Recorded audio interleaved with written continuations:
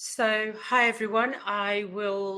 Let's get started on time because I know there's some other um, presentations going afterwards. So, what I want to talk about today is why I believe Q1 is going to be critical. In fact, it's going to make or break your business for 2021.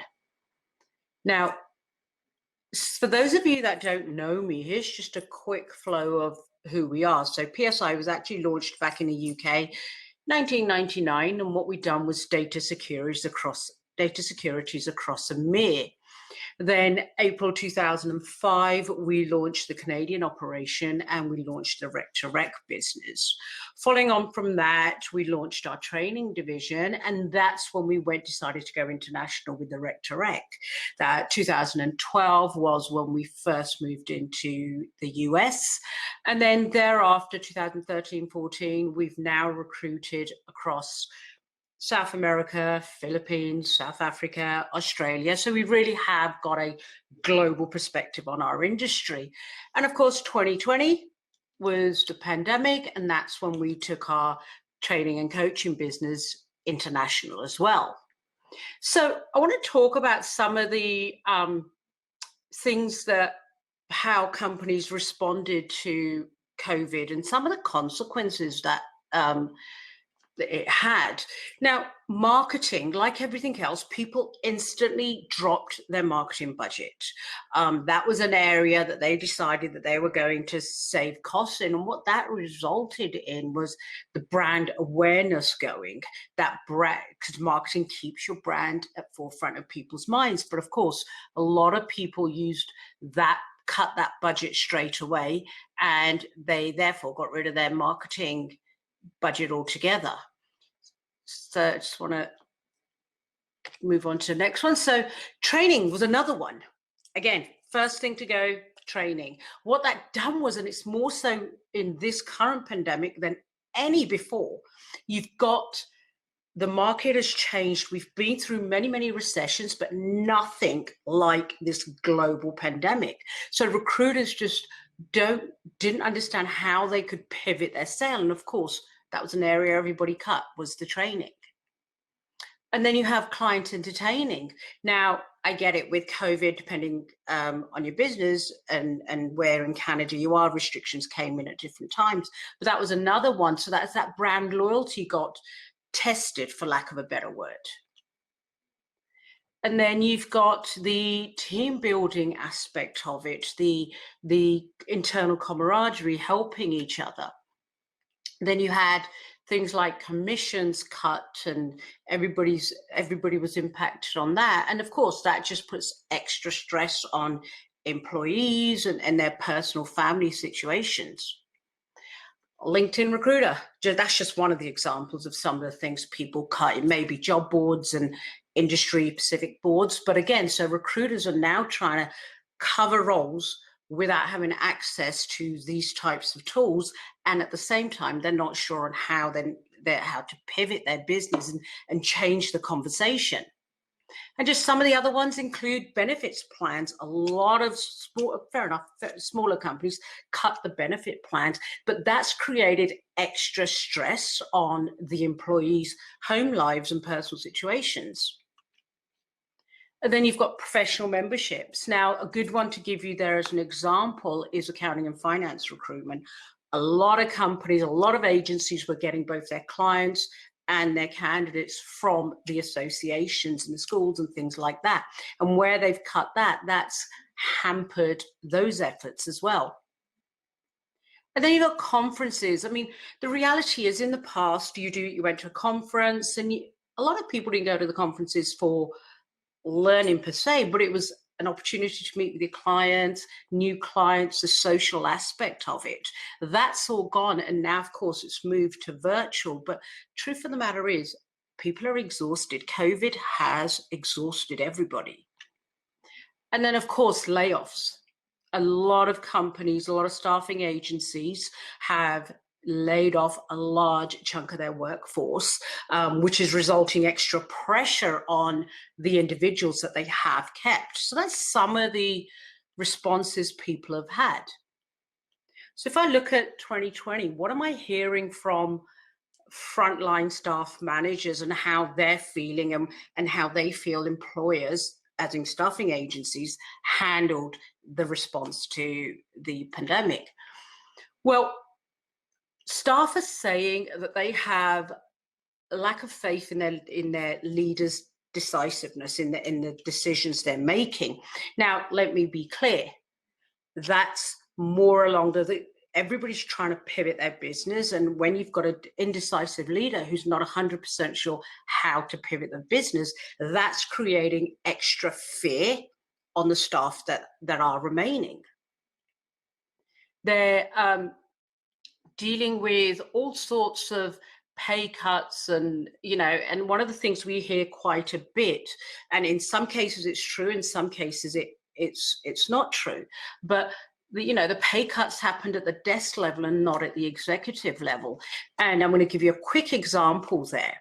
Unfortunately, I can think of two companies right at the beginning of the pandemic. One had nearly 40 members of staff. As soon as the government announced some of the help that they were giving, they instantly laid off 31 people, I think it was, in their business. Despite the business being impacted or anything like that, it was way too early. Whilst another decided to give everybody layoff papers, and their client base was not, they weren't in a sector that they were impacted. So that's the kind of misconceptions those types of stories are creating. People are thinking, employees are thinking that they are the only ones that had to take a form of pay cut.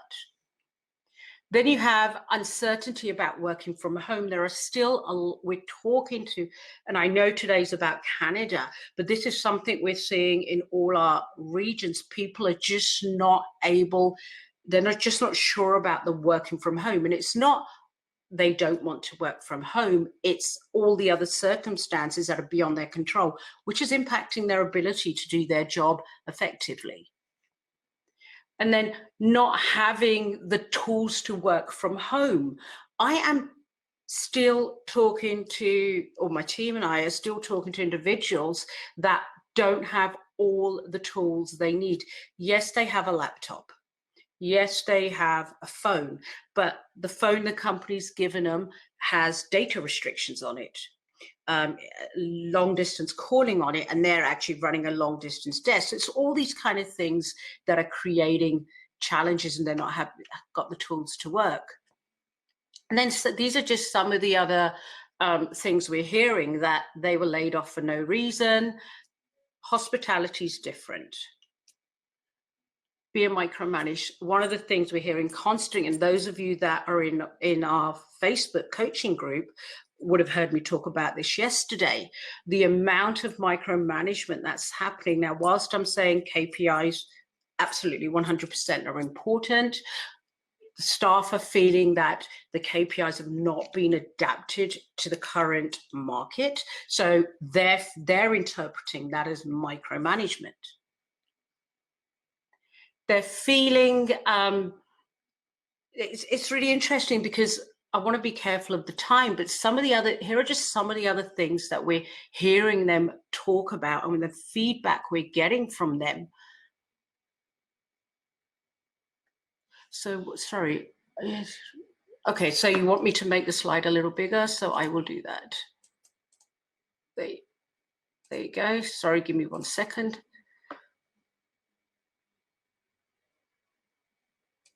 So no, that's still not create. Okay, that's given us a.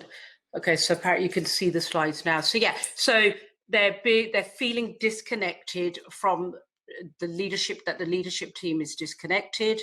They're having trouble. Something's gone wrong here. Give me 1 second. Okay, now we're back. The unrealistic KPIs that I was talking about earlier on.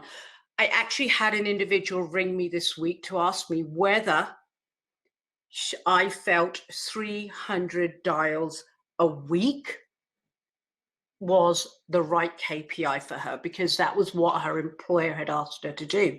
300 dials, and that's over and above the rest of her, everything else that she's being targeted on. So they're really sensing unrealistic KPIs. And then I mentioned earlier, challenges of literally working from home and managing a remote workforce. It's having that dedicated space. There are people still, especially if you're in a condo and you've got a child, they don't necessarily have a dedicated space to be working from. It's an area that they can actually call their work area. So a lot of people are struggling around that. There's no divide between the work life, home life. In the past, we've commuted, and our commute in to work and back home has been that separation. Now employees are struggling to make that separation, so they're feeling that they're having to constantly be working. They're not understanding how to pivot the conversation. I spoke about that earlier on. What's worked in the past is not working now. They're still you thinking the sales strategy they're still using is from last year when it was a stronger market. Lack of training ties into not being able to pivot the conversation, whether that's a client conversation or whether that's the candidate conversation. Lack of structure. Whose role is what?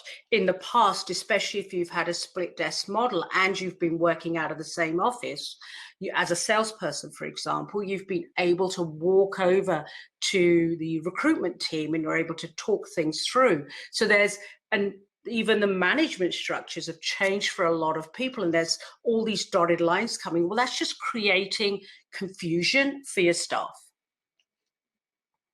Meeting expectations, that ties in with what I said earlier about the unrealistic KPIs. Not knowing the etiquette for online meetings. You'll be surprised how many people are still not turning their video cameras on when they're interviewing a candidate, speaking with a client. That's a huge thing, because that's replacing that face-to-face. And when you're seeing somebody, you're able to read their body language and hear what they're saying, and the body language and everything. And people are still not doing that. And that actually in itself is a game changer at the moment. Misunderstanding emails. Now, again, when you're in an office, you're talking to somebody face-to-face, or even on Zoom for that matter, you're having a face-to-face conversation. You can see the whole picture. You can see the tone and body language. You hear the tone, beg your pardon. Well, in emails, it's getting misrepresented or misunderstood. And that's creating so much friction within a business that doesn't need to be there. And looking after emotional well-being. The number of people, and again, go back to the Facebook group, if you're part of that, you'll see the conversations that are happening there. People's emotional well-being is being really challenged right now. On one hand, they have their employment requirements, their job. They've got kids, maybe kids at home. They're trying to balance that, or their partner's also working from home and two people can't be on a call at the same time, and so forth. So it's just the stress that's being created. I've seen many recessions, but the level of stress I'm seeing in the industry right now is nothing like before. So what are the shifts you need to make to really make sure 2021 is successful? I'm conscious of time, so I'm going to move through. Shift one, you must focus on the candidate. I know as an industry, we've all been taught the client is king. Well, the reality is right now, the candidates are savvy. They have, and you'll see, I'm sure you're seeing this with your client candidates as well. They really want to feel and know that you've got their best interests at heart. They're not that smiling, dialing, the ones where you're pumping candidates for information, where they've interviewed for and stuff like that. They're wising up to that, and that's no longer working. So that if you focus on the candidate, they're going to operate from a place of honesty and integrity. What that's going to do is it's going to drastically change the game for the information they're giving you. And they're going to be willing to share that information with you, where they've interviewed, debriefing and things like that. It's going to be a game changer for you. And what that results in is a successful placement. But here's the thing. Client makes an offer, candidate accepts, you send an invoice. So you haven't had to focus on that invoice. By focusing on the candidate, the client's recognized your value and they've given you future business. But where a candidate has not accepted your job, look, these are some of the results. The candidate becomes a client. So focus on that candidate. The second shift, you guys have heard me say all the time, is raise your standards. If you're not valuing yourself, how do you expect others to value you? And here's the thing, if you value yourself, your client is going to recognize that and they're going to be willing to pay you the fees. Right now, you're probably hearing, oh, we're working with 3 different agencies and they're working at 10% and so forth. Guys, I'm telling you, walk away from that business. Work on that business that's going to give you results. Their client is willing to work with you and they're going to give you things like exclusivity. The third shift I suggest everybody makes is what we call the CLAMP system. And that pretty much is a system that we've put in place and we train as part of our program. Now, again, I'm conscious of time, so I won't be able to go into this in a lot of detail, but the old way, here's some of the old way of recruiting: smiling and dialing, pumping candidates for information, accepting clients' ridiculous low fees. Well, the new way of doing things is ensuring that you get off that hamster wheel, and you have to do that for Q1. And I'm going to show you some of the things that you'll gain from this system. So, challenge, right? The system shows you how to really uncover the real challenge. Now, what we hear is, oh, we need somebody to do a turnaround. That's the challenge. That's not a challenge. The challenge is all the stuff beneath it. Location, we've heard everybody say that we want to work from home. So, Mr. Candidate, does another $20,000 still mean you want to work from home? Do we present that offer to you or not? So really understanding the true barriers around location is critical. Advancement, what does career advancement look like for some people? 2 different people doesn't necessarily mean it's the same thing. Money, does $10,000 make you consider going to commute 1 day a week, or does that have to look like $50,000? From a client perspective, okay, Mr. Client, if we've got somebody from a direct competitor that wants another $30,000, do we not present your opportunity to them? That's some of the conversations, if you're implementing this system, you're going to start having with your clients. The people side of it, who are the people? Who are the problem childs that this role's going to inherit in their team? Who's going to be the roadblocks? Stability. What does stability look like? Well, for some of us, that stability is 5, 6, 7 years on a CV. Your client may be 25 years old, and to them, they think, no, stability to us is a year, 18 months, or it could be the other way around. Again, it's beyond the scope of today for me to go into a lot of detail on this, but that's some of the shifts that you're going to need to make. Leveraging your brand. Ultimately, at the end of the day, when a client is looking, they're Googling your name, your company, they're looking at the conversations you're having, they're making a decision even before you've probably had that conversation with them. Your LinkedIn profile, for example, is one of those areas. So be very careful with your brand. If you haven't built it, that's just as bad. You need to start leveraging that. And the 5th one is mentoring. I'm a firm believer in mentoring. I have not grown my business international without having mentors. I've had coaches in the past and I still have coaches. I'm coaching right now, yet I still have coaches. We simply don't know what we don't know. And there's the blind spots and so forth. So that's something I seriously encourage everybody to do. Have a group of mentors or a coach with you. So what I'm going to do is me and the team, we've actually booked out some time to be able to speak with some of you to really help you understand what these shifts are and how you can implement them in your business. So I'm going to, in a second, share the lead with you. Just go on there, book a time that works for you, and then we can help craft your plan for you and really help you understand what these shifts really are in detail.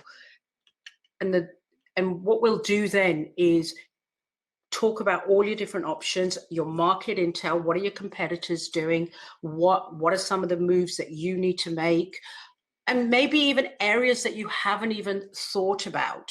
But that's what we'll all do. It's about 45 minutes is what you need to allow for that.